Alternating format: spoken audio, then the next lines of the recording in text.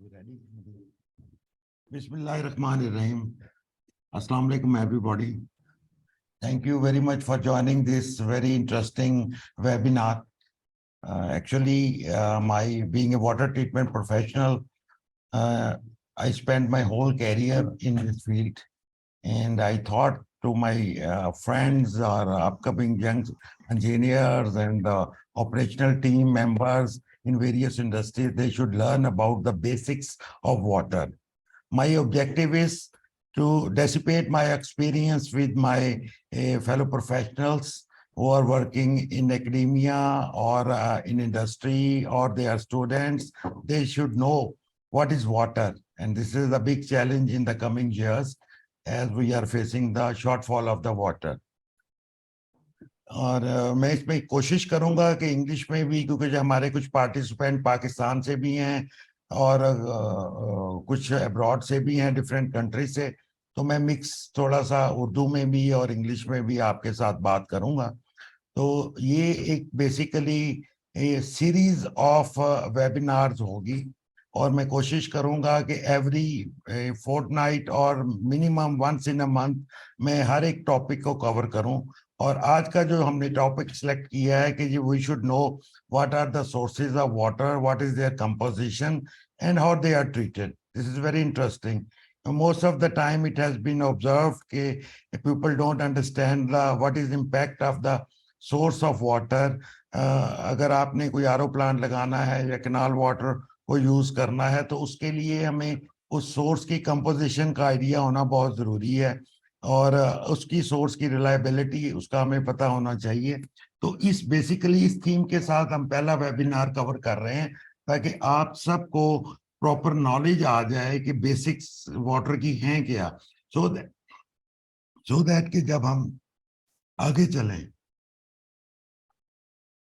जब हम next phases में चले तो फिर आपको बेसिक का आइडिया होगा तो अब बाकी चीजें समझने में बहुत आसानी हो जाएगी। और ये जो मेरे लेक्चर्स होंगे या मेरा जो आपके प्रेजेंटेशंस होंगे ये अपने यूट्यूब चैनल पे भी अपलोड कर दूंगा। तो वो तो पीछे भी कुछ मैंने किए हुए हैं ओल्ड वर्जन्स, वो भी आप देख सकते हैं और इसको भी मैं यूट्यूब पे लोड कर दूंगा। अगर आप लोगों को इसकी कोई पीडीएफ में कॉपी चाहिए, प्रेजेंटेशन चाहिए, that will also be shared, no problem. Let's start it. बिस्मिल्लाहिर्रहमानिर्रहीम।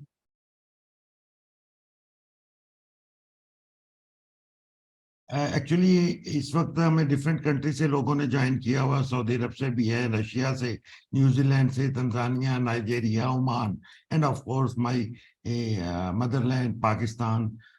ये इधर से भी लोग हैं, इसके अलावा भी कुछ कंट्रीज हैं।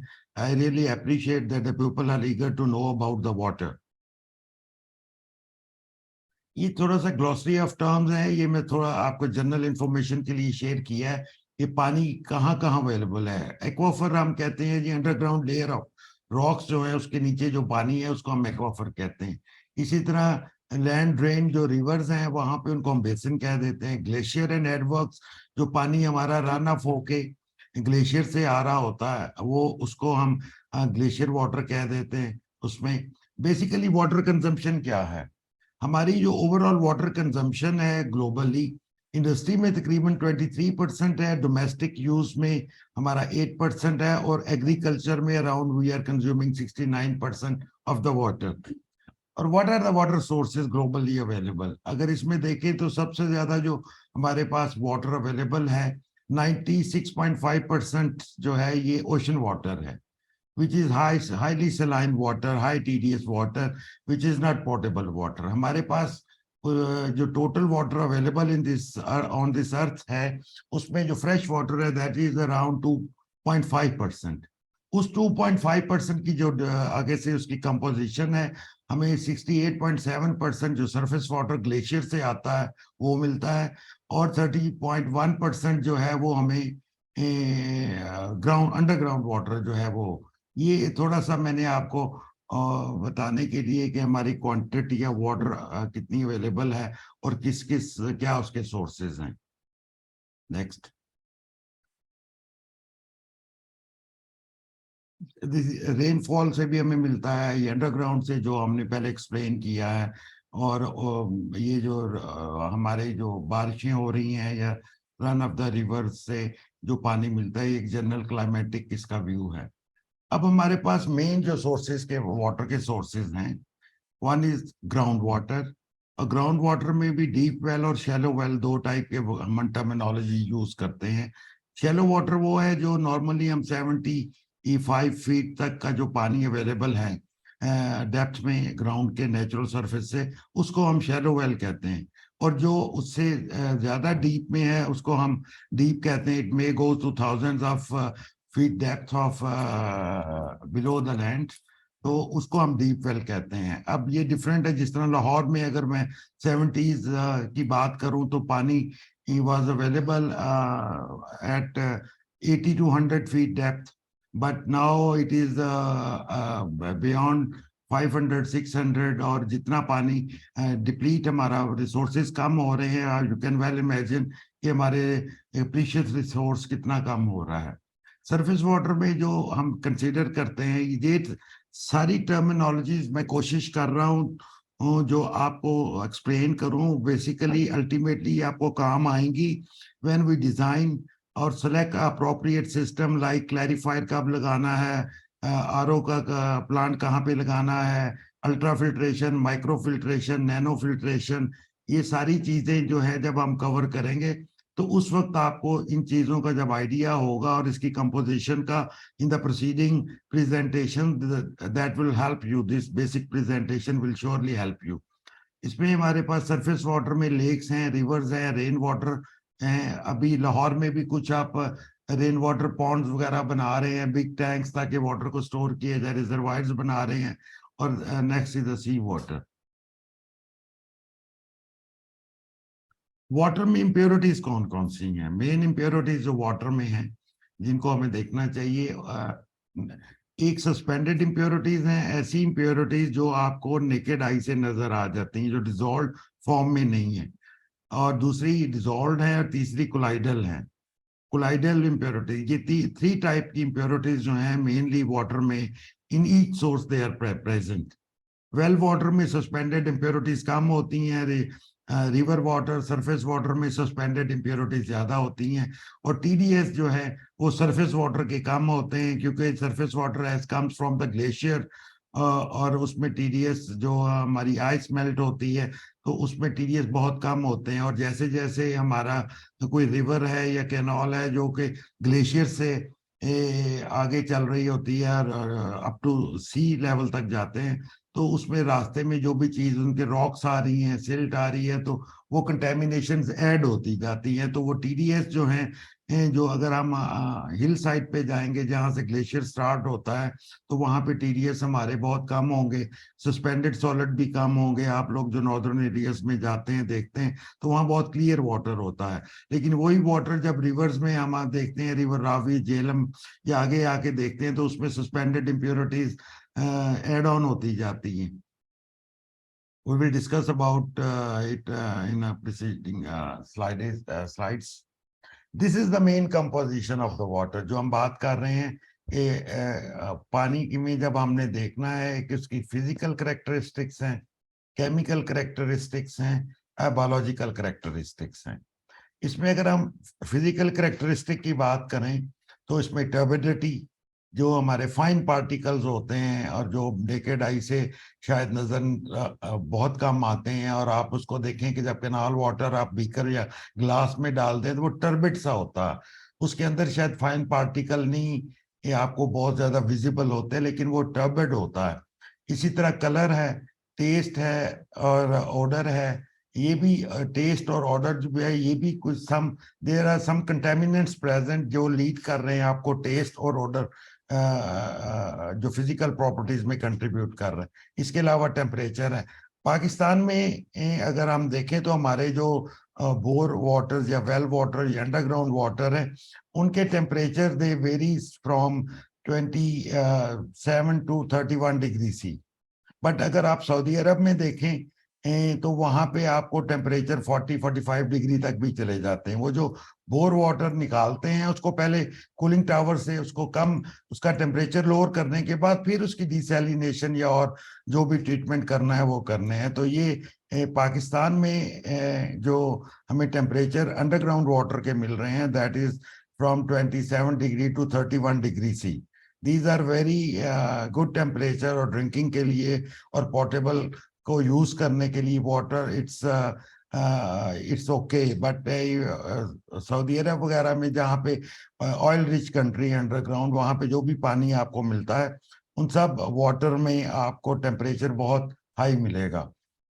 और ये temperature is one aspect physically जिसको हमने इसको देखना होता है, क्योंकि अगर हम आरओ प्लांट लगाते हैं तो आरओ प्लांट की जो मिनिमम मैक्सिमम टेम्परेचर रिक्वायरमेंट है that is around 45 degree C, क्योंकि membranes can not tolerate the temperature above 45 degree C. ये मेम्ब्रेन्स की डाटा शीट में भी लिखा होता है। इसके अलावा हमारे पास केमिकल कंपोजिशन है।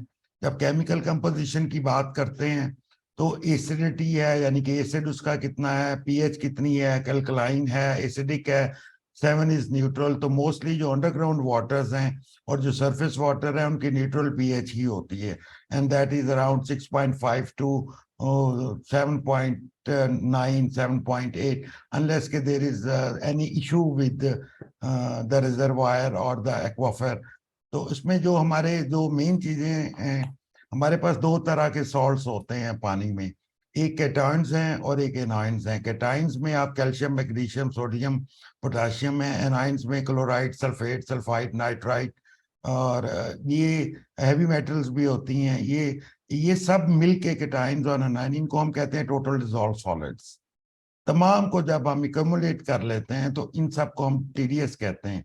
ये सरफेस वाटर जो है उनमें टीडीएस हमारे सबसे कम होते हैं, that is around 200 to 400।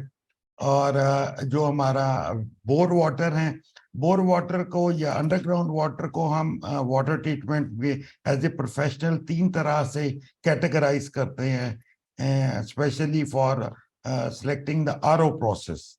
One is the tap water. Tap water, it is called, which has less than 1000 TDS.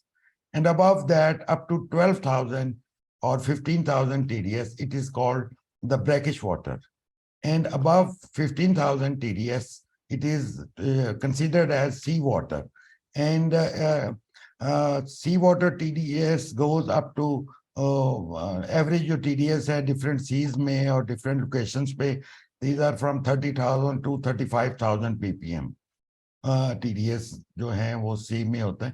और समटाइम्स जो हमारे दोस्त कोस्टल एरियाज में रहते हैं और वहाँ से अंडरग्राउंड पानी बेसिकली एक्सप्लोर करते हैं या बोरिंग करते हैं, तो उसमें TDS जो है 42,000 तक भी हमने देखे हैं, वो हो जाते हैं।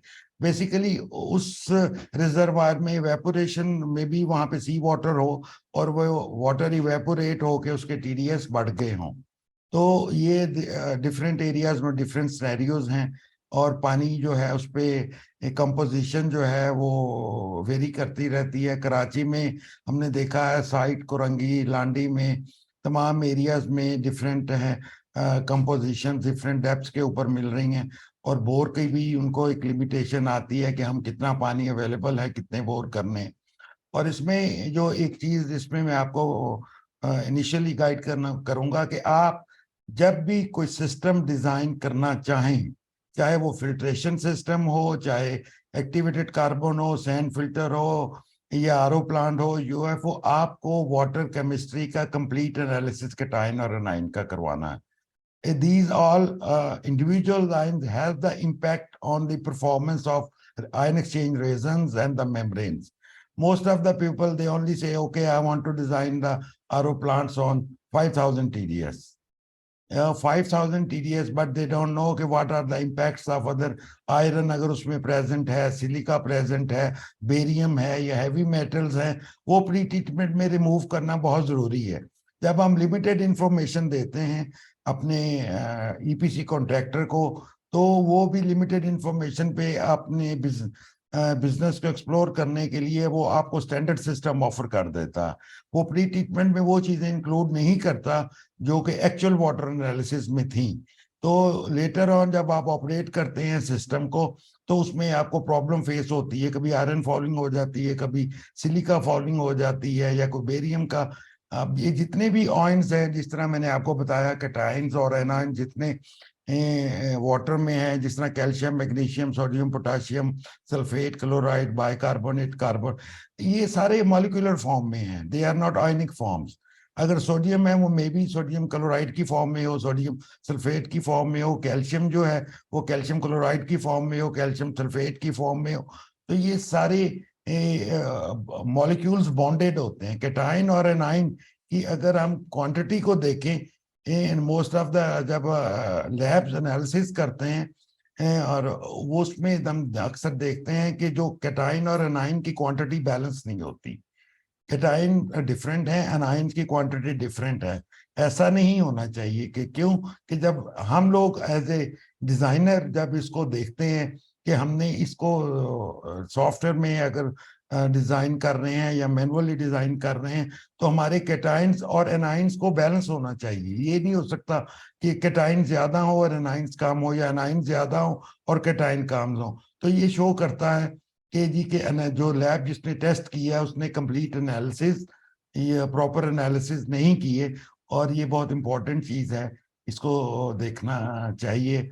और ये भी इंपॉर्टेंट एक्सपेक्ट ज़हन में रखें जब भी आप कोई वाटर ट्रीटमेंट प्लांट डिजाइन कर रहे हैं। इंशाल्लाह जो प्रीसीडिंग्स हमारे लेक्चर्स होंगे, जो मैं अपना एक्सपीरियंस शेयर करूंगा, मेरी ख्वाहिश थी कि मैं वाटर ट्रीटमेंट एकेडमी बनाऊं, वहां पे लोगों को ऑपरेशन पे भी, डिजाइन पे भी ट्रेनिंग दूं।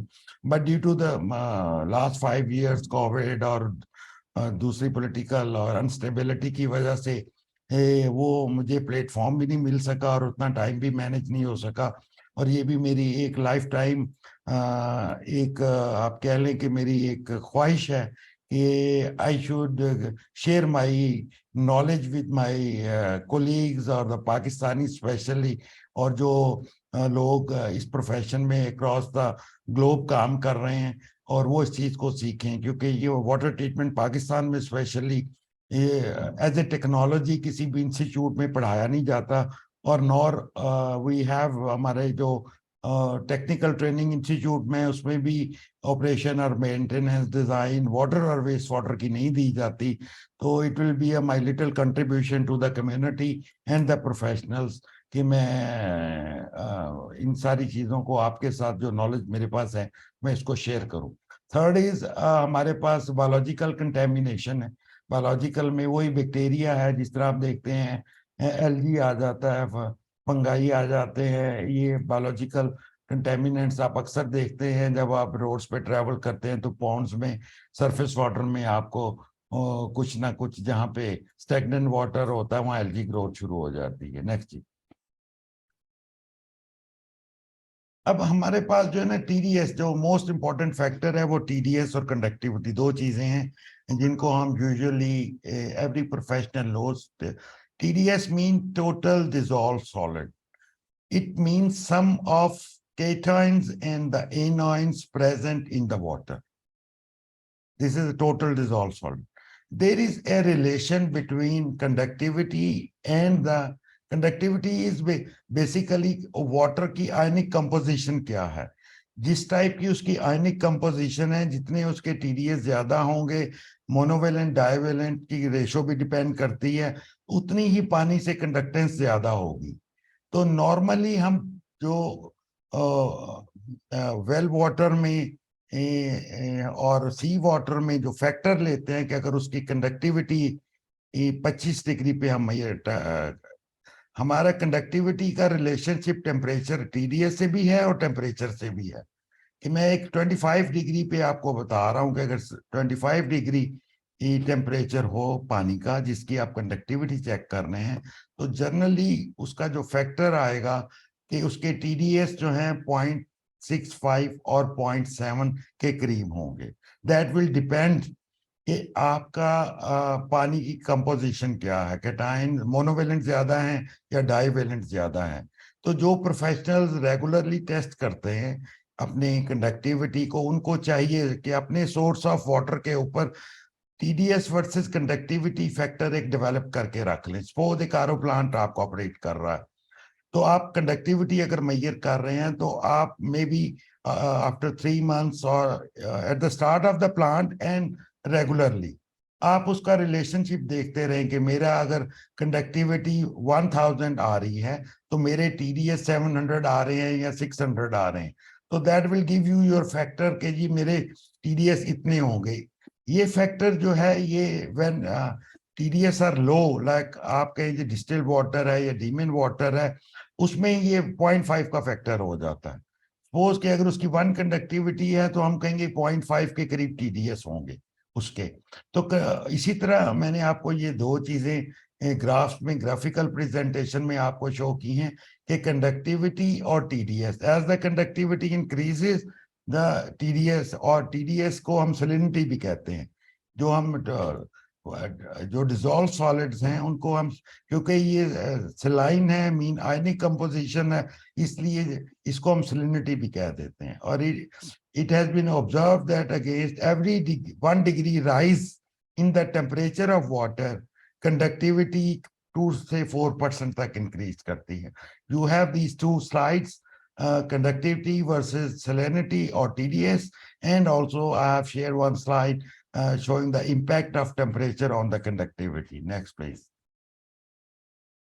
अब थोड़ा सा हम TDS के बारे में बात कर ली, तो अब क्लासिफिकेशन ऑफ वाटर में, क्योंकि हम बॉयलर में भी यूज करते हैं, डाइंग में, ब्लीचिंग में, फिनिशिंग में, बहुत जगह पे हम यूज कर रहे होते हैं वाटर को। तो वाटर को बेसिकली जो टेक्सटाइल के दोस्त हैं हमारे या प्रोफेशनल हैं, वो सब के सब जो हैं वो जर्मन हार्डनेस को भी डील करते हैं, और हमारे PPM या मिलीग्राम्स पर लीटर वाले यूनिट्स को भी हैंडल करते हैं। तो ये मैंने एक टेबल थोड़ा सा एक्सट्रैक्ट किया है वेबसाइट से, वो आपको शो करने के लिए। A1 German hardness is equal to 17.1 milligrams per litre और PPM ऑफ हार्डनेस। अगर जर्मन हार्डनेस जो है आपकी लेस देन 1 है, या TDS आप sorry total hardness less than 17.1 है, that is called as the soft water. Normally हम सॉफ्ट वाटर जो पाकिस्तान में हम इंडस्ट्रियल प्रैक्टिस में कहते हैं, any water having hardness less than 5 ppm hardness, और इस 5 ppm को हम कमर्शियली जीरो हार्डनेस कहते हैं। और अगर 1 2 3 ग्रेन्स पर गैलन या मिलीग्राम्स पर लीटर दोनों में ये दिया हुआ है कि ये अगर हमारा वाटर जो है hard, slightly hard, moderately hard and hard, 120 से 180 तक जो है ये हार्ड वाटर होगा, 60 से 120 मॉडरेटली हार्ड, और अगर 180 से ज्यादा आपका हार्डनेस आ रही है तो that is like a stone, is extremely hard. तो नॉर्मली हमें जो हार्डनेस, एक चीज ध्यान में रखिएगा थोड़ा सा, कि ऐसी लोकेशंस जो आपके रिवर्स, कैनाल्स और flowing bodies, water flowing bodies के बैंक पे होती हैं, वो हार्डनेस कम होगी। मतलब कि दरिया के किनारे अगर आप देखेंगे तो वहां पे आपको TDS भी कम मिलेंगे और हार्डनेस भी कम मिलेगी। और इसी तरह जब रिवर का फ्लो ज्यादा होगा तो वाटर टेबल हाई होगा, और जब ड्राई वेदर होगा तो वाटर टेबल लो होगा। इसी तरह हम देखते हैं कि जहाँ ड्राउट एरिया है वहां पे जब रेन्स आती हैं तो वाटर टेबल हाई हो जाता है। बेसिकली वो एक वैक्यूम है, जब आप रिवर गुजर रहा होता है तो जब वो फ्लो कर रहा है तो वो बेसिकली अंडरग्राउंड एक वैक्यूम क्रिएट कर रहा होता है, और वो उस वैक्यूम से वाटर टेबल हाई हो जाता है। Next please.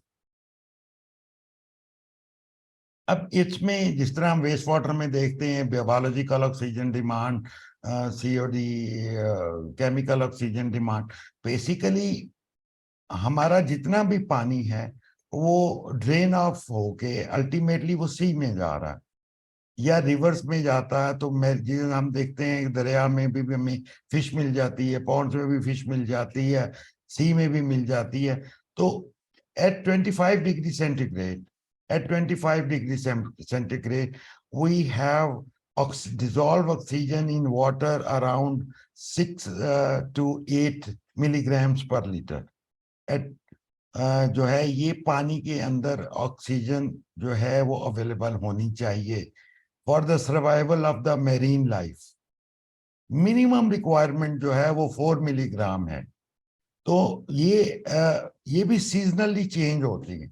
ये कुछ ग्राफ मैंने वेरियस साइट से कलेक्ट किए हैं, कर्टसी वेरियस वेब पेजेस जो कि काम कर रहे हैं, तो आपको कंपाइल इंफॉर्मेशन करने के लिए मैंने, ताकि आपको थोड़ा इस पे नॉलेज मिल जाए कि ऑक्सीजन का जितनी भी गैसेस डिसॉल्व होती हैं पानी में, we are more concern about the oxygen because its control the marine life, right. ये राइट साइड पे अगर आप टेबल देखेंगे, इसमें बताया हुआ है कि मिनिमम आपको 1 मिलीग्राम्स पर लीटर से मैक्सिमम 14 मिलीग्राम्स पर लीटर तक आपको ऑक्सीजन चाहिए, और इसमें कौन कौन सी टाइप की फिश और मेरीन लाइफ को कितनी ऑक्सीजन पे वो सरवाइव करती हैं।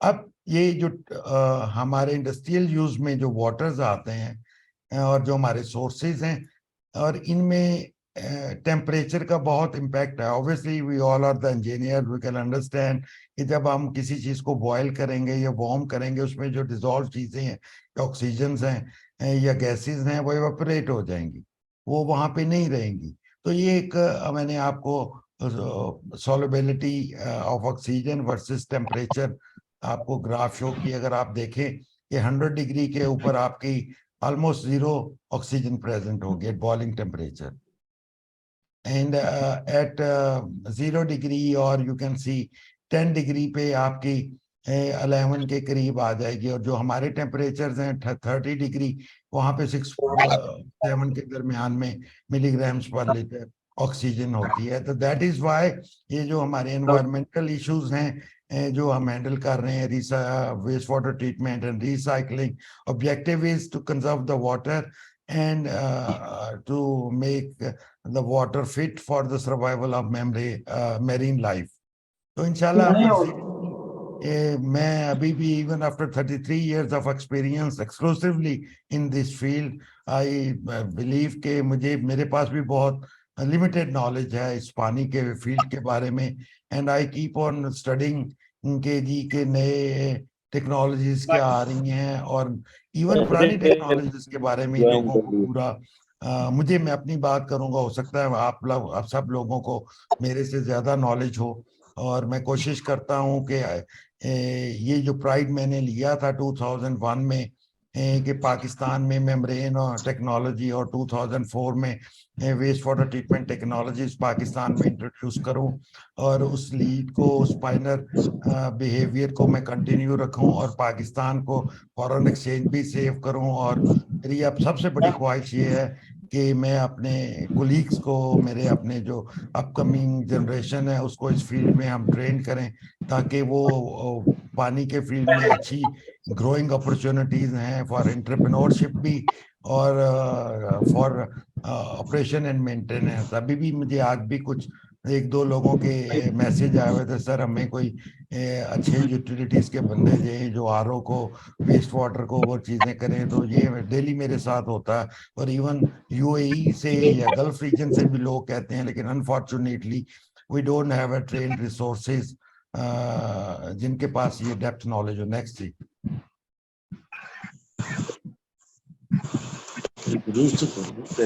फेसबुक। हेलो, अस्सलाम वालेकुम। हेलो क्यों? हेलो, जरा वो भी कर देंगे, जो लोग यहाँ पे वहाँ नहीं आ रहे वो फेसबुक पे भी चले जाएंगे। We are live on our Facebook as well. और नेक्स्ट ही अब हम कॉमन कंटेमिनेंट्स की बात करते हैं कि हमारे पास कॉमन कंटेमिनेंट्स कौन कौन से हैं पानी में है। तो मैं थोड़ा सा अपने इसमें जो हम पहले common contaminants we will discuss in the ground water के ग्राउंड वाटर में हमारे कौन कौन से कंटेमिनेंट्स हैं। इसमें हम जो very familiar with the various composition of the waters, जिसमें आप हार्डनेस है जो कि कैल्शियम और मैग्नीशियम के कार्बोनेट्स और सल्फेट्स की वजह से, कैल्शियम एंड मैग्नीशियम की वजह से आ रही। और इसमें भी हार्डनेस भी we have of 2 type, one is temporary hardness, other is permanent hardness. Iron है, मैग्नीज है, सोडियम है। जिस तरह मैंने पहले आपको बताया, calcium, magnesium, sodium, potassium, cations, anion, और इसमें हैवी मेटल्स भी हैं, जिसमें आपकी एल्युमिनियम है, आर्सेनिक है, यूरेनियम है, लेड है, ये वो सारे सोर्सेज हैं। ये वेरी करता है हर सोर्स ऑफ वाटर पे। नबील, हम वेबिनार रोक के जा रहे हैं ना, I'm not- ये ठीक हो। इसके बाद अगर हम सरफेस वाटर में कंटेमिनेंट्स देखें, इसमें वही जो बायोलॉजिकल कंटेमिनेशन है, बैक्टीरिया है, वायरस हैं, टर्बिडिटी है, टेनेंस हैं, ऑर्गेनिक हैं, कलर हैं, एल्गी हैं, इस टाइप के जो सरफेस वाटर में वो आप देखते हैं। अगर आप नॉर्दर्न एरियाज में जाते हैं तो इन चीज़ों को देखते हैं कि जी ये सरफेस वाटर में आपको एल्गी और फंगाई और इस किस्म की चीज़ें, अगर आप इंडस्ट्री में जितनी लॉन्गर ड्यूरेशन के लिए पानी expose to the environment and air रहेगा, तो उसमें वाला ये नेचुरल है कि वो हमारे पास एल्गी वगैरह की ग्रोथ डेफिनेटली होगी। Photosynthesis, you all know, in the presence of light, sunlight and oxygen, and if the temperature is lower, तो वो डेफिनेटली एम्बिएंट टेम्परेचर्स पे ये हम हमारी सारी बायोलॉजिकल कंटेमिनेशन होती है। अभी जो सी वाटर है, सी वाटर जो हमने पहली स्लाइड में इस चीज को देख लिया है कि सी वाटर जो है उसकी अराउंड 30 से 35,000 तक टीडीएस हैं, और इसको बेसिकली इसको ड्रिंकेबल करना या पोर्टेबल करना या इंडस्ट्री के लिए या कम्युनिटी के लिए यूज करना, it's very expensive. It's very expensive, and even most of the countries they cannot afford. जब आपके पास कोई चॉइस नहीं होती, जब आपके पास कोई चॉइस नहीं होती, तो देन जिस तरह सऊदी अरब है, वहां पे वो सी वाटर डिसैलिनेशन प्लांट्स लगे हुए हैं, और उसमें भी उनके जो अंडरग्राउंड वेल्स हैं उनके बहुत टेम्परेचर हाई हैं, फिर वो कूलिंग करते हैं, उन टेम्परेचर्स को नीचे लाते हैं, फिर आरओ में लेके जाते हैं, ब्ला ब्ला। तो ये very challenging field for various areas of the globe, और उसमें सऊदी अरब, यूएई, गल्फ रीजन के कुछ और चैलेंजेस हैं। अगर आप यूरोप चले जाएं तो वहाँ पे लो टेम्परेचर की वजह से और चैलेंजेस हैं, और हम जो ट्रॉपिकल कंट्रीज हैं हमारे अपने चैलेंजेस। अब हम थोड़ी सी कॉमन इम्प्योरिटीज जो पानी में Can you please mute the mic, हम देखते please? हैं, उसके ऊपर बात करेंगे, क्योंकि स्टार्ट में तो मैंने basic knowledge about the water sources दिया आपको, और उसमें कंटेमिनेंट किस तरह के होते हैं उस चीज को दिया। अब I am trying to come to one by one on the key parameters के, अगर जो इम्प्योरिटीज हैं उनको रिमूव कैसे करते हैं, और उनका इम्पैक्ट क्या होता है, कि वो हम क्यों रिमूव करते हैं। नबील, अगर स्लाइड मुझे पूरी ओपन कर दें, मेरा थोड़ा मिनिमाइज कर दें, मैं, हाँ, इस तरह। अगर आप फर्स्ट देखें टर्बिडिटी के यूनिट्स हैं, नॉफ्थलीन टर्बिडिटी यूनिट या हेजनबी एनटीयू हम यूज करते हैं, और उसका इम्पैक्ट क्या होता है, ये डिफिकल्टी कॉज क्या करते हैं, प्रॉब्लम क्या करता है, कि अगर आपकी ये ड्रिंकिंग वाटर में obviously turbid water as a suspended solid body को माल फंक्शनिंग की तरफ ले जाएगा, और पाइपलाइन से जाते हैं तो डिपॉजिट्स हो जाते हैं, और इक्विपमेंट में जाएगा तो प्रोसेस इक्विपमेंट को डैमेज करेगा। इसको हमने टर्बिडिटी को रिमूव कैसे करना है, तो इसकी रिमूवल जो टेक्निक्स है, आप इसकी क्लैरिफिकेशन करते हैं या इसकी कोएगुलेशन फ्लोकुलेशन करते हैं, उसके बाद उसकी सेटलिंग कर लेते हैं पॉन्ड में, ताकि वो जो सेटल्ड पार्टिकल हैं वो नीचे बैठ जाए, और फिल्ट्रेशन कर लेते हैं। These are the techniques. जब हम कोई आरओ प्लांट या कोई भी ऐसा process water treatment plant design कर रहे होते हैं, तो उसमें हमें देखना होता है, जब जिस तरह मैंने आपको in the beginning I told के दैट के complete water analysis always help the designer to effectively design the pre treatment, which most of the people don't care. They only see the value of total dissolved solids. Silica is very important. Turbidity, suspended solid, iron, they are very important factors. If they reach to their saturation limit, they will foul the membranes. इसी तरह iron falling ion exchange में भी हो जाती है, biological falling हो जाती है। तो हमें ये पूरे एनालिसिस की बहुत अच्छी तरह से हमें देखना है। एनालिसिस जब तक पूरा नहीं होगा, आपका सिस्टम कोई भी अच्छी तरह डिजाइन नहीं कर सके।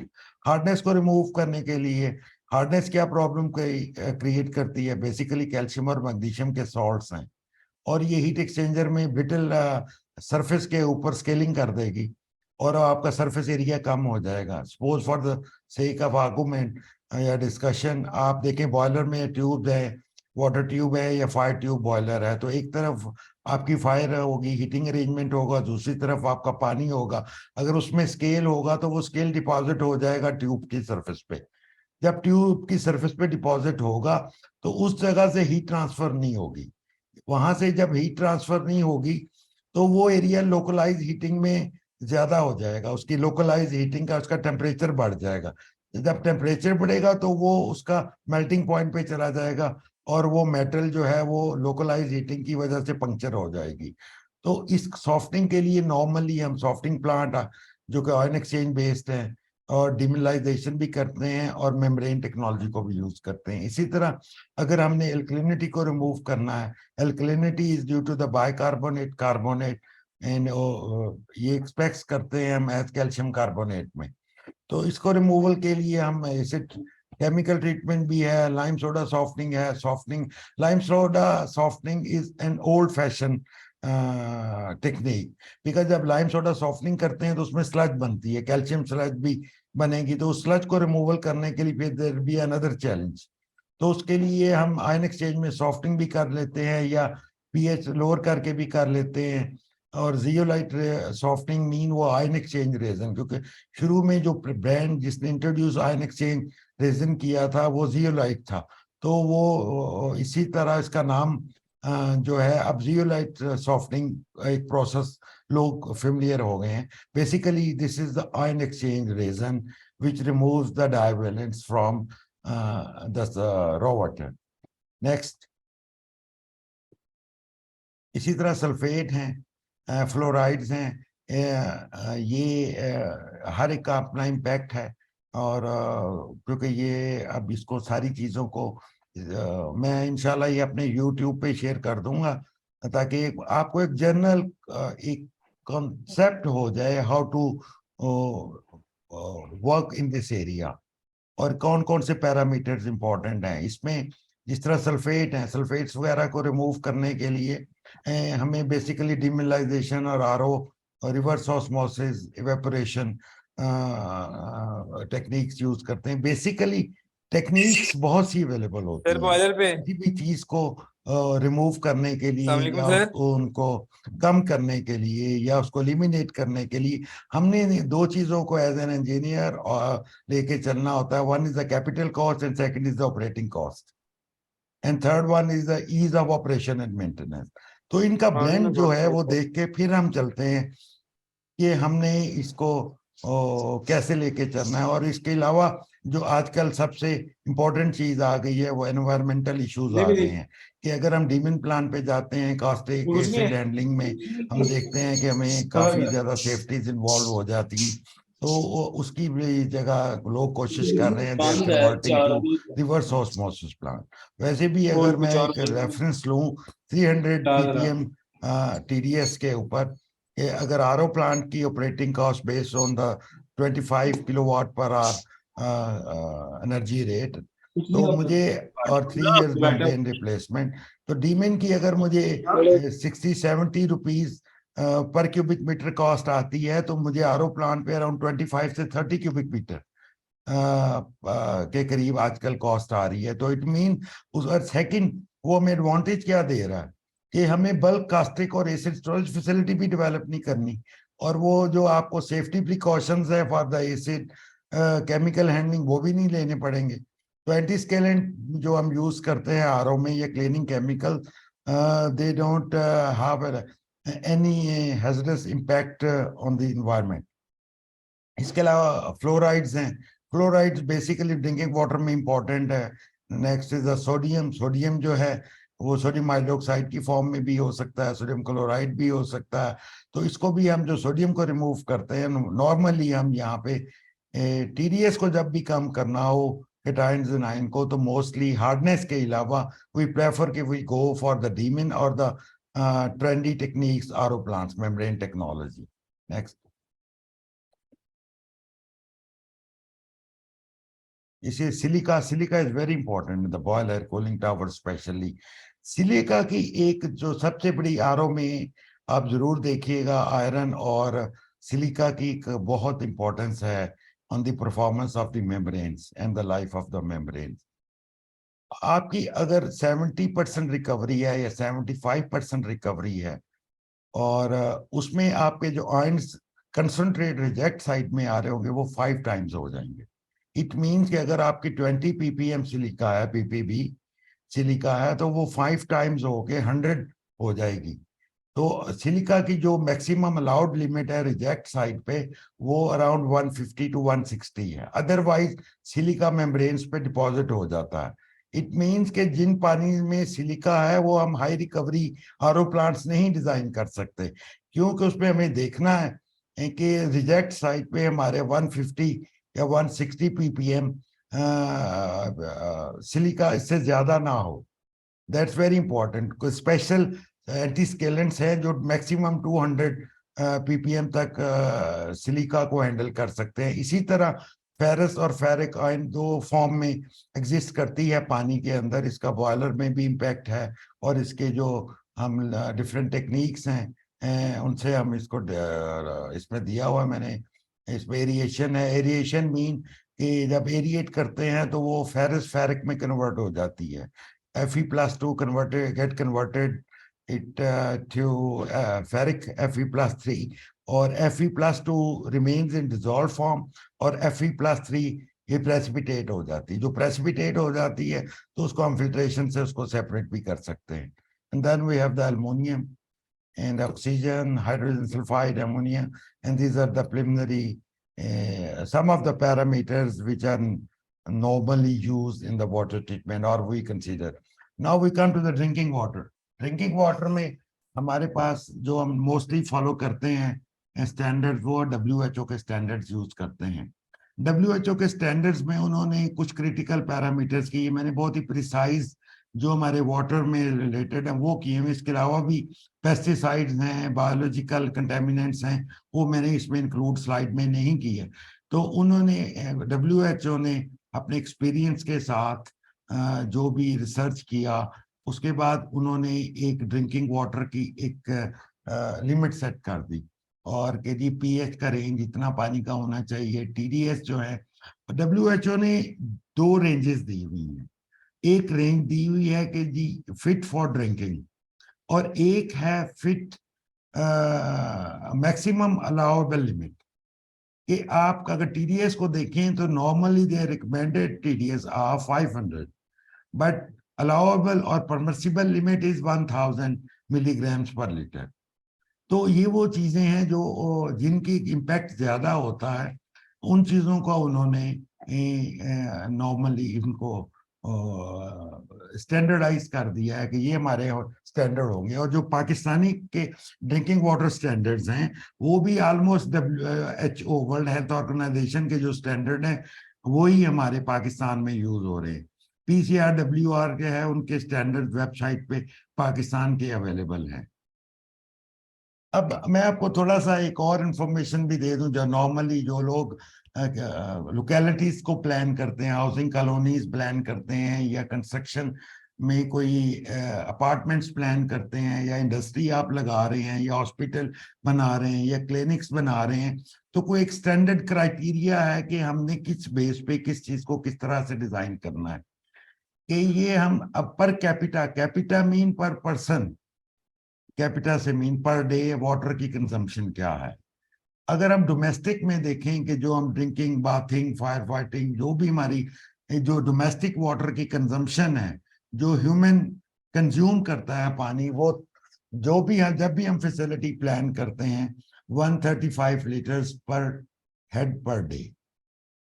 अगर पब्लिक यूज की कोई जगह है वहां 15 लीटर, और फायर फाइटिंग के लिए 15, इंडस्ट्रियल के लिए 50, थेफ्ट, वेस्टेज, इट्स जो हमारे डिस्ट्रीब्यूशन सिस्टम है उसमें लॉसेस अराउंड 55 लीटर्स, विच के 55 डिवाइडेड बाय, अगर मैं कहूं कोई 55 divided by 270, which is around 20% of the water is lost और थेफ्ट ड्यूरिंग डिस्ट्रीब्यूशन।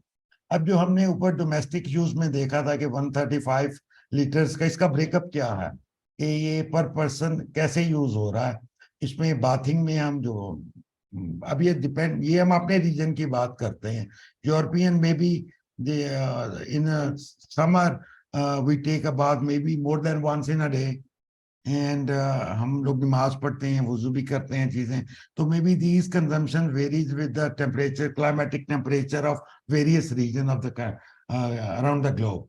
तो बाथिंग में 55 है, वॉशिंग क्लोथ में 20 लीटर पर पर्सन या पर कैपिटा पर डे है, कुकिंग में 5 लीटर, और वॉशिंग 10 लीटर्स है. और इस तरह जो हम WC में यूज करते हैं, हम अगर दिन में अगर 4-5 दफा आप देखें कि हम वॉशरूम में जाते हैं तो WC को जब यूज करते हैं तो मेरा ख्याल है कि उसमें 5 से 10 लीटर पानी हमारा एंड वन टाइम होता है. This is the breakup of 135 litre. इसके अलावा जब हम फैक्ट्रीज प्लान करते हैं, this is the article which I have extracted from book maybe 30 years old, which I come across during my initial start of the career, and I thought this is the important information. और अक्सर लोग industry में भी देखते हैं जी कि हमें drink water plant लगाना है तो किस कैपेसिटी का लगाना चाहिए, हमें सीवेज ट्रीटमेंट प्लांट लगाना है तो किस कैपेसिटी का लगाना चाहिए. तो this is a good information for them that they can plan based on these figures, and these are the safe figures. might change with various authorities in Pakistan, वासा कुछ और, लेकिन that we move around these consumption levels. Factories with the bathroom जिनके अंदर लगे हुए हैं वो 45 लीटर्स पर हेड रखें. फैक्ट्रीज विदाउट बाथरूम जिसमें वहाँ 30 लीटर यूज होता है. स्कूल्स में जो डे स्कूल्स हैं वो 4 लीटर पर हेड पर डे, और जो बोर्डिंग वाले स्कूल हैं वही जो हमारा डोमेस्टिक वाटर यूज है वो 135 है. इसी तरह हॉस्पिटल्स हैं, अगर हॉस्पिटल इज अबव 100 बेड तो उसका 340 लीटर्स पर बेड आप उसका लेंगे. अगर लेस देन 100 बेड्स का है तो वो उसका आप 450 लीटर्स लेंगे. नर्सिस हाउसेज हैं तो वही जो हमारा डोमेस्टिक का हॉस्टल्स का आ रहा है या डोमेस्टिक यूज का 135 है. ऑफिस में नॉर्मली हम 45 लीटर. ये हम बात कर रहे हैं पोर्टेबल वाटर, ड्रिंकिंग वाटर, और जो डोमेस्टिक यूज में आता है washing, bathing, hand wash, everything, ये उस पानी की बात. And the same water flows are consider for the sewage treatment, कि अगर आपने सीवेज ट्रीटमेंट प्लान करना है तो वो भी इन्हीं आउटफ्लोज पे may be you can reduce 10% maximum, otherwise आपको इन्हीं के ऊपर बेस करना पड़ेगा सीवेज ट्रीटमेंट प्लांट की. और जो होटल्स हैं वो पर बेड 180 लीटर कंसिडर करते हैं, और सिनेमाज जो हैं 15 लीटर. नो विच ये तो हमने डोमेस्टिक वाटर की बात कर ली. और अब थोड़ा सा, क्योंकि I am sure that will be most of my friend will be from the textile industry, and they will already will be having some knowledge about their processes. Just to summarize and recap, कि इसमें हमारे जो textile के weight process जिसमें हम पानी use करते हैं, तो उसकी प्लानिंग के लिए ऑब्वियसली आप आजकल मशीन लेसर वाटर कंजम्पशन पे ज्यादा फोकस है. यूरोपियन टेक्नोलॉजी का जो भी हमारी मशीन्स आ रही हैं, तो इसमें मैंने एक टेबल थोड़ा सा दिया आपको, just to give you an idea how much water we are consuming in a process, and it little bit vary, जो जिस आपने मैन्युफैक्चर की मशीन यूज की है. जिस तरह स्काउरिंग ब्लीचिंग है बैच मेथड में 50 लीटर्स पर केजी ऑफ प्रोसेसिंग. इस तरह जो है जो कंटिन्यूस में है वो 40, उसमें पानी कम है. और मर्सराइजिंग में 25 है. फैब्रिक डाइंग में 45 है. फैब्रिक डाइंग कंटिन्यूस प्रोसेस में पानी की कंजम्पशन कम है as compare to batch processes में. और मैंने देखा है कि कुछ इंडस्ट्री में अब कंटिन्यूस प्रोसेसिंग की तरफ बैच से निकल के जा रहे हैं due to the water conservation as well. Yarn dyeing में आपका 60 लीटर है, प्रिंटिंग में 40 है, फिनिशिंग में 15 है लीटर्स. Next please. अब डिजायरेबल वाटर क्वालिटी पैरामीटर्स जो है वेट प्रोसेस में क्या है. Normally which we have observed it is 6.5 to 7.5 is the pH. TDS they prefer around 300, और कलर हेजन में 5 और TSS तो 0 ही होंगे, नील होने चाहिए। और टोटल हार्डनेस 30 प्रेफर करते हैं नॉर्मली। और इसके अलावा कॉपर, आयरन, क्रोमिन ये आपके नील ही होने चाहिए। और क्लोराइड, सल्फेट, बेसिकली कुछ प्रोसेस की लिमिटेशंस हैं, कुछ आपके इक्विपमेंट की लिमिटेशन है। अगर आप एसएस के जितने भी आपके इक्विपमेंट है वो हाई क्लोराइड लेवल्स पे, वो फिर उनकी लाइफ कम हो जाती है, उनकी ओरिजिन स्टार्ट हो जाती है क्लोराइड से। और कुछ प्रोसेस की वाटर कंजम्पशन के लिए, इफेक्टिव यूटिलाइजेशन ऑफ डाइस के लिए, कि आपकी डाइस का जो है एफिशिएंसी ज्यादा हो, शेड ज्यादा, कम डाइस से ज्यादा इंप्रूव करें। This is the idea behind that. Water consumption अब हम देख रहे हैं निट डाइंग में, there'll be must be some my friends from the knit dyeing. Light shade में 70 लीटर यूज हुआ है, मीडियम शेड्स में 90, डार्क शेड में अप टू 120, और ब्लैक शेड में जो है 130 तक है, उसमें सबसे ज्यादा पानी यूज होता है। रेड एंड ब्लैक जो आप देख लें, और वाइट में कम यूज हो रहा है। जान डाइंग वॉश में 20 से 30, रेडी फॉर डाइंग 30। ये ओवरऑल मैंने एक बताने की कोशिश की है कि अगर आपका वर्टिकल यूनिट हो तो उस यूनिट में 38% ब्लीचिंग, डाइंग में 16 है, प्रिंटिंग में 8% है, बॉयलर 14%, स्पिनिंग 6, वीविंग 9, और miscellaneous use is 9। This is the pie chart for the water use in vertical unit of textile. Thank you very much. Now I am ready to, I think आज का lecture जो very basic lecture था, मैंने इसमें काफी short करने की कोशिश की। मेरा प्लान था कि ये 30 मिनट्स का हो, लेकिन it went for about hour. और ये फर्स्ट लेक्चर है, इंशाल्लाह इसको मैं यूट्यूब पे भी अपलोड कर दूंगा, और वहां पे आप दोबारा सुनना चाहें, it be my player that you can visit, you can share with the friend.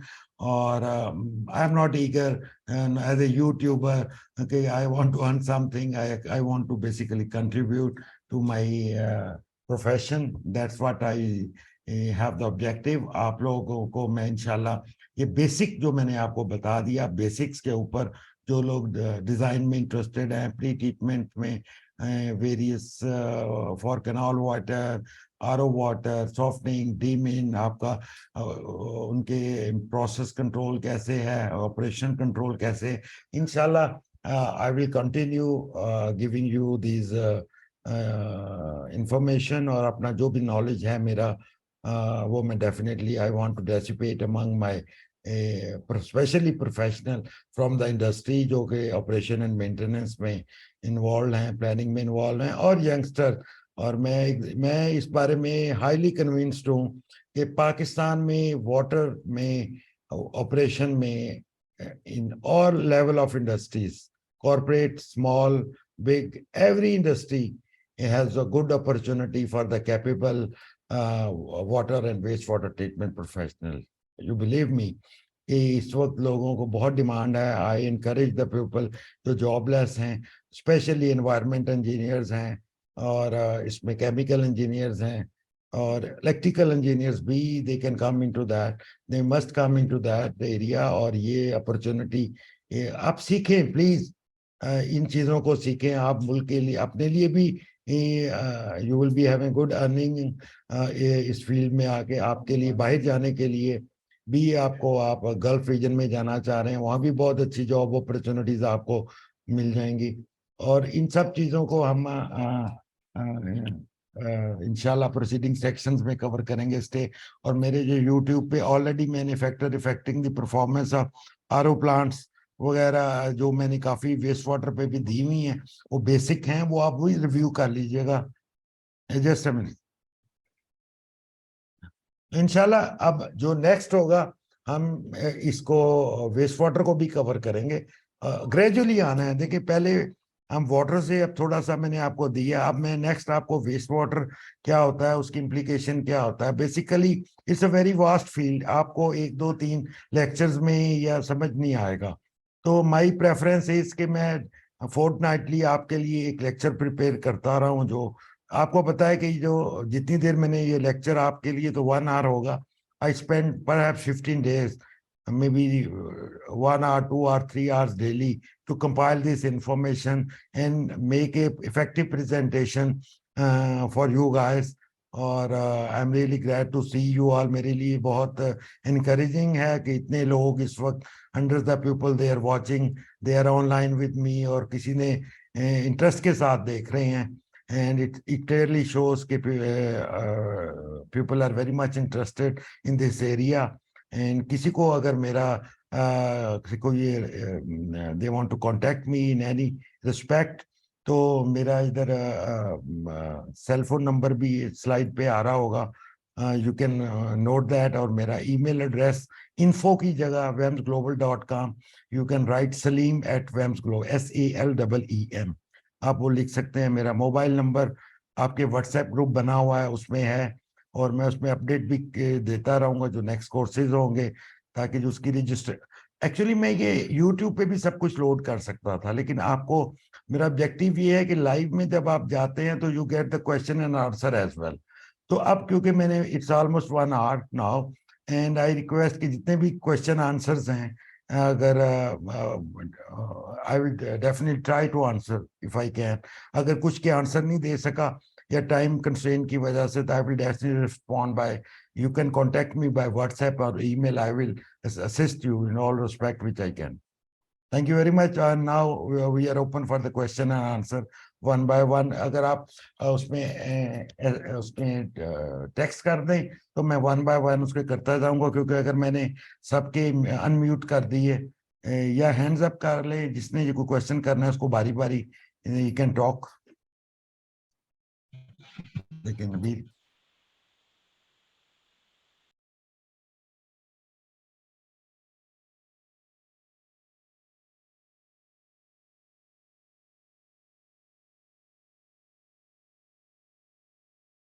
yes, we have one question. Now we'll start reading the question and replying them. Nabil, one of my friend had extended thanks for extending this presentation. You are always welcome, sir. No issues. And definitely we will send you the presentation by email. Yes, on ETP, yes, we will discuss in the preceding section. और अभी कुछ ETP के ऊपर मेरे already YouTube के ऊपर lectures पड़े हुए हैं या ओवरव्यू पड़े हुए हैं। वो अगर आप YouTube चैनल पे जाएंगे, यू कैन एक्सपोर्ट दैट, वो आपको डेफिनेटली असिस्ट करेंगी चीजें, जो ऑलरेडी डाटा अवेलेबल है, if you have some immediate requirement. Effect of storage, Masood Akhtar Saab, they have asked a question, what is the effect of storage time on water pH? Yes, आप देखें पानी के अंदर जब जितना ही ज्यादा पानी, नॉर्मली क्लोज कंटेनर में पीएच का इम्पैक्ट नहीं होता। जैसे ही वो एयर के साथ कांटेक्ट में आता है, CO2 उसके साथ कांटेक्ट में आती है, तो वो पानी tends to go toward acidic nature, but it will not go, कोई बहुत ज्यादा चेंज नहीं आएगा। Okay, inshallah, we will send this lecture in PDF format to everyone by email in a day or so. Okay, next is the नीचे आके देखेंगे।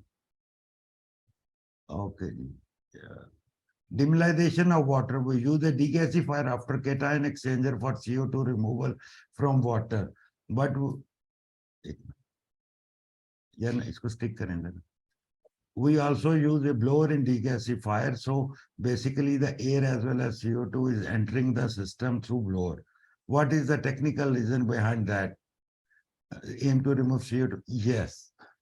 Okay, it's a very good question. I think it's a smart question. Okay, when CO2 is present in decationized water, obviously you will be installing the degasified tower after the cation exchanger, where the cation exchanger has been removed or the minimized, and you have the decationized water with acidic pH. And now you will be having bicarbonate, HCO3. That is the bicarbonate, have a -1 charge, and this ion will be in equilibrium with CO2 and the H positive. It means if we take bicarbonate, this anion as an anion in an ion exchanger, you will require extra ion exchange resin for the removal of these bicarbonates. Now we want to optimize the system. In decationized water, when we pass it from degasifier, it might be having a CO2 20, 15, 20, 30 as per alkalinity, whatever is in the water. In the natural air has the CO2 less than 10 milligrams per liter. When you give the air to the tower from the bottom, it will strip and take along the carbon dioxide. It means only, or you can say the maximum CO2 level, which will remain in the after degasifier, that will be equivalent to the CO2 available in the air. तो वो जो CO2 हमारी air में है, अगर वो, इसीलिए जब हम एयर पोल्यूशन की बात करते हैं, ओजोन लेयर की बात करते हैं, CO2 की बात करते हैं, इसलिए करते हैं कि जैसे ही ये गैसेस बढ़ रही हैं, ओजोन लेयर डिस्टर्ब हो रही है, तो वो CO2 भी एनवायरनमेंट में there is creating harms to the human beings. तो ये जो क्वेश्चन था आपका बहुत अच्छा था कि हम डीगैसिफायर में एयर के साथ स्ट्रिपिंग करा रहे हैं. अब मैक्सिमम क्या होगा, ऊपर से पानी शावर हो रहा है जिसमें बाइकार्बोनेट्स हैं और CO2 है, और नीचे से जब आप पैकिंग मीडिया है, नीचे से जब आप एयर देंगे तो वो जो गैसेस होंगी वो एयर अपने साथ स्ट्रिप करके बाहर ले जाएगी. That is what the simple reason is, and this is how we could do the stripping. ETP, one a friend is asking for the ETP. Inshallah, you can watch on my YouTube channel. Already some information is available, or further we will definitely cover. For seawater having TDS 30,000 ppm, should we use RO to make it useful for? Yes, you can make seawater fit for suitable for anything, for drinking, for the processed water. But the problem here is the capital and the operating cost is extremely high. Maybe अगर आप वही brackish water पे RO plant लगा रहे होंगे 1 lakh gallon का, for the sake of discussion मैं कहूँ, और उसकी cost $70,000-80,000 है, तो अगर आप यही sea water पे लगाएंगे तो maybe it will be costing you 2.5 times more. Moreover, its operating cost will be very high. Or these are the factors कि people don't go for the sea water, but आप बिल्कुल processing के लिए कर सकते हैं. इसमें एक चीज इंपॉर्टेंट है, आप इसको जरूर नोट कीजिएगा. जब भी सी वाटर आप वाटर यूज करते हैं, एक सी वाटर के उसकी एक सबसे बड़ी जो इम्प्लीकेशन है सी वाटर इनटेक है, कि जब आप सी वाटर इनटेक पानी को अपने फैक्ट्री के प्रीमिसेस में लाते हैं, तो वो आपको जो रिकमेंडेड प्रोसीजर है कि आपको कम से कम जहाँ पे जो आपकी मिनिमम लेवल ऑफ टाइड है उससे 500 मीटर अंदर जाके पानी फिर जो है अपने उधर लेके आना है, आपने ट्रंच बना के अपने प्रीमिसेस में. और फिर जब उस पॉन्ड में लेके जिस पॉन्ड में आएंगे वहां पे मेरीन लाइफ भी आ जाएगी. फिर आपको उसकी स्क्रीनिंग के लिए रोटरी ड्रम स्क्रीन वगैरह लगानी पड़ेंगी. फिर आपके पास ऑर्गेनिक कंटेमिनेशन आ जाएंगी, उसके लिए आपको बायोलॉजिकल ट्रीटमेंट, क्लोरिनेशन उसकी करनी पड़ेगी. फिर उसके बाद आपको सैंड फिल्टर एक्टिवेट, उसका प्री ट्रीटमेंट की रिक्वायरमेंट भी बहुत ज्यादा है. और इनटेक स्ट्रक्चर नॉर्मली जो है, अभी आपने देखा होगा ग्वादर में एक प्रोजेक्ट लगा था, लेकिन वो इनटेक प्रॉपर ना होने की वजह से again that plant couldn't run properly. Next ji.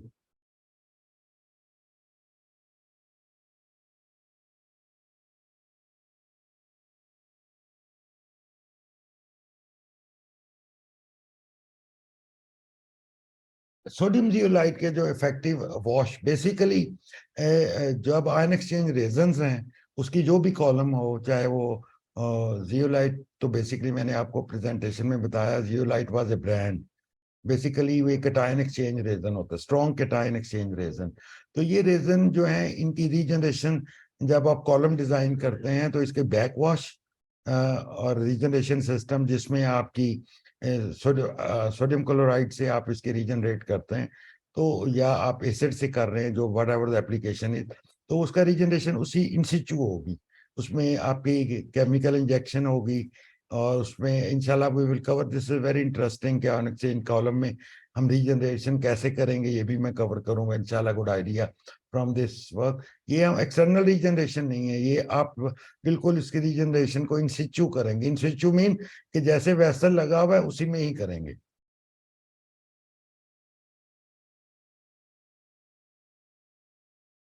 Micro organism को रिमूव करने का, देखिए जी, माइक्रो ऑर्गेनिज्म को रिमूव करने के लिए दो तरह की टेक्निक्स हैं। एक तो सबसे पहले तो हमने माइक्रो ऑर्गेनिज्म को डेड करना, उसके लिए हम क्लोरीनेशन करेंगे वाटर की, और उसकी जो रिक्वायरमेंट है कि आपको मिनिमम 2 मिलीग्राम पर लीटर फ्री क्लोरीन उसमें मेंटेन करनी है, मिनिमम 1 से 2 ppm आप कह लें, और इसमें मेंटेन करनी है मिनिमम फॉर 30 मिनट्स मिनिमम। उसके बाद वो जो उसके माइक्रोब को आप किल कर लेंगे। उसको अगर आपने ज्यादा है रिमूव करने के लिए, फिर आपको यूएफ मेम्ब्रेन भी लगाना पड़ सकती, कार्ट्रिज फिल्टर भी 5 माइक्रोन या 1 माइक्रोन के आप लगा सकते हैं, that depends upon the size of those microbes. तो ये इंशाल्लाह इसको फर्दर भी कवर करेंगे next. Yes, please explain UV photo technology. Yes, ultrafiltration technology, ultraviolet technology. These ultraviolet is basically a wavelength. जो रेज है ना उसकी वेवलेंथ है, और ये जो हमारे जितने भी माइक्रोब्स हैं, और ये अल्ट्रावायलेट रेज की एक सर्टेन स्ट्रेंथ और वेवलेंथ जो है इसकी, ये उसके बायोलॉजिकल कंटेमिनेंट्स के न्यूक्लियाई को डिस्ट्रॉय कर देते हैं।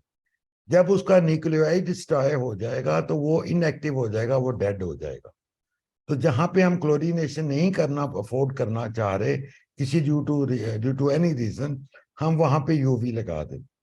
बट माय एक्सपीरियंस इज के ऑलमोस्ट 99% लोग जो हैं वो यूवी जो है दिल की तसल्ली के लिए लगा रहे हैं।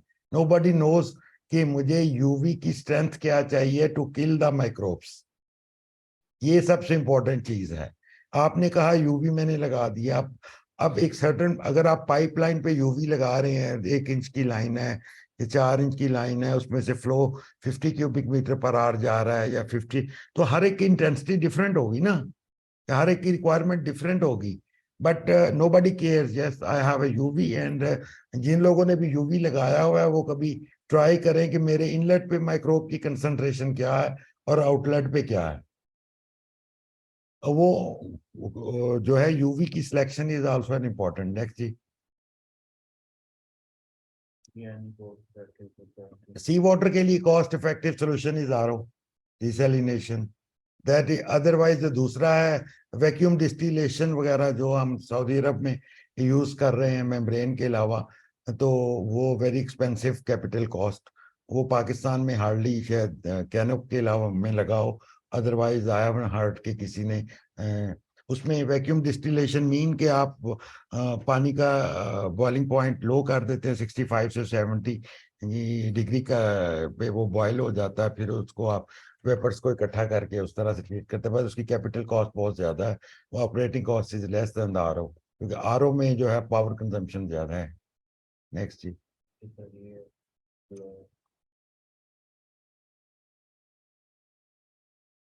अल्कलाइन कंडीशन जो है ना वो बॉयलर को सूट करती हैं। अल्कलाइन कंडीशन में, एसिडिक कंडीशन में वो आपकी क्रोजन ओरिजिन ज्यादा होगी। नेक्स्ट जी, ये अब मेरा ख्याल जितने भी मुझे क्वेश्चंस नजर आ रहे थे स्क्रीन पे, मैंने उसको रिस्पॉन्ड करने की कोशिश की है, और अभी अगर कोई क्वेश्चन वैसे करना चाह रहा है तो you can raise the hand and talk. Nabeel देख लें कोई। अस्सलाम वालेकुम सर। हेलो। देखिएगा आवाज आ रही।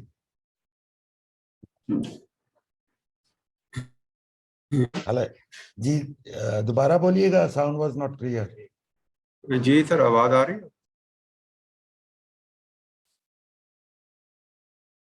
जस्ट अ मिनट, सबका ऑडियो ऑन कर रहे हैं कोई बात। आवाज आ रही सर आपको? Just a minute sir, just a minute. Hello. Hello.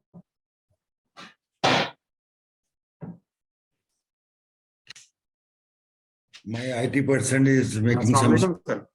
of your voice.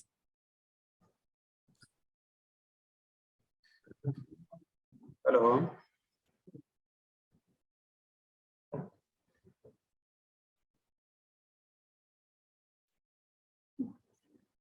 Assalamualaikum, sir. नहीं आ रहे चले जी सर, आवाज आ रही? जी आप आ रही जी आ रही अच्छा सर, इसमें थोड़ा सा मैंने स्टडी किया था, मैं जरा इसमें मजीद आपसे एक्सपर्टीज देना चाह रहा हूँ कि एक इक्विपमेंट यूज होता है अर्थ रेजिस्टिविटी मीटर के नाम। जी जी ये है कि आप सरफेस पे रहते हुए ही अंडरग्राउंड वाटर की क्वालिटी को जी, चेक जी। कर लेते हैं।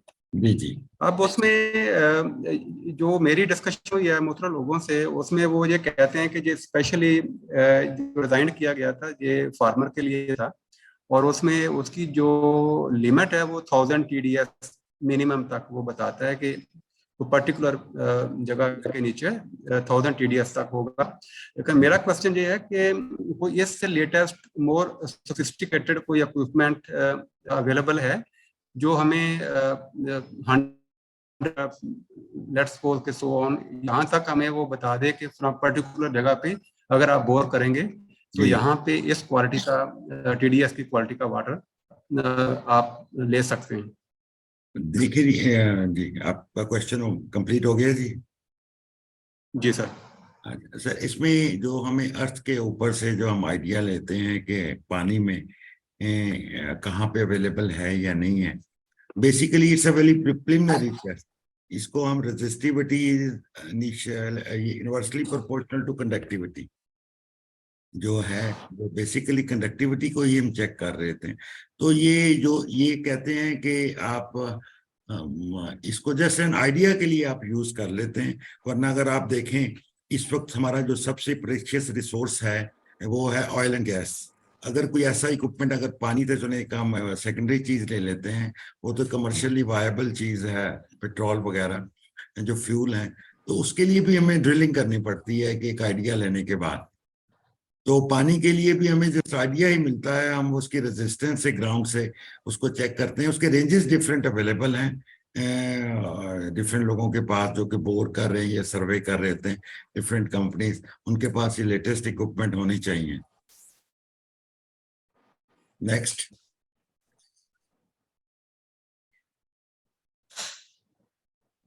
I think we are over. Thank you very much, everybody, and I really enjoyed your comments and Assalamu alaikum, Thank you Salim very sir. much. See Assalamu you alaikum. again. इंशाल्लाह मैं आपको Assalamu intimate alaikum. कर दूंगा जब हमारा next lecture होगा। और आपको Assalamu alaikum.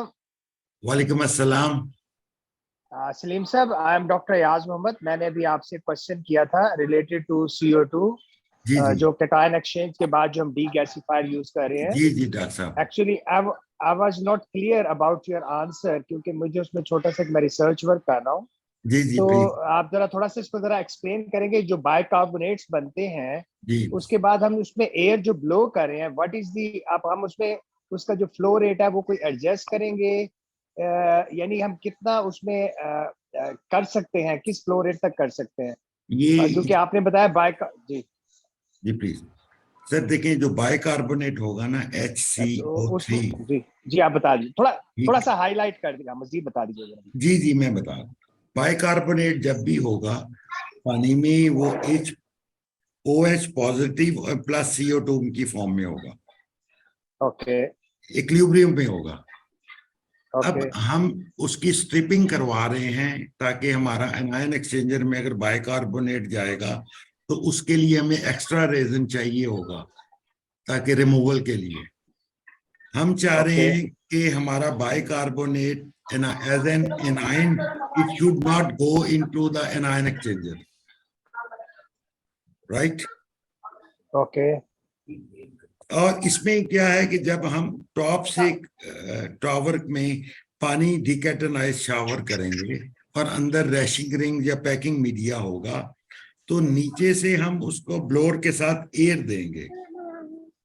ओके एयर में जो मैक्सिमम जो CO2 प्रेजेंट है that is around 10 milligrams per litre, okay right. अब जब आप ओके मे बी जो हमारा पानी डिकेटनाइज हम शावर कर रहे हैं टॉप से, उसमें हमारी CO2 जो है वो 20 ppm हो, 30 ppm हो, 40 ppm हो, तो वो मिनिमम 10 मिलीग्राम तक तो वो रिमूव कर देगी, वही रहेगी जो एयर में मैक्सिमम है। ये कॉन्सेप्ट है। Okay you got my point? Okay okay okay right right right. ठीक है। तो और इसमें इसमें इसमें वेलोसिटी एयर, भी इंपॉर्टेंट है। हाँ इसमें यही हम मैं पूछना एयर चाह की रहा हूँ, वेलोसिटी यही जो पूछना है चाह रहा हूँ। हाँ एयर की 40 वेलोसिटी से 80 कितनी मिनिमम? मिलीमीटर पर आवर रखते हैं, 40 to 80। 40 to 80 metre per hour. Okay, right. Thank you very much, Aslim Sahab. You're I'm welcome, from sir. Punjab University, Chemical Engineering I Department. am great. I am from there as well. It's nice to have you on the board. Right, thank you. Assalamu alaikum. Anybody else, sir? Let's conclude it with your due permission. Okay, thank you very much. Allah Hafiz.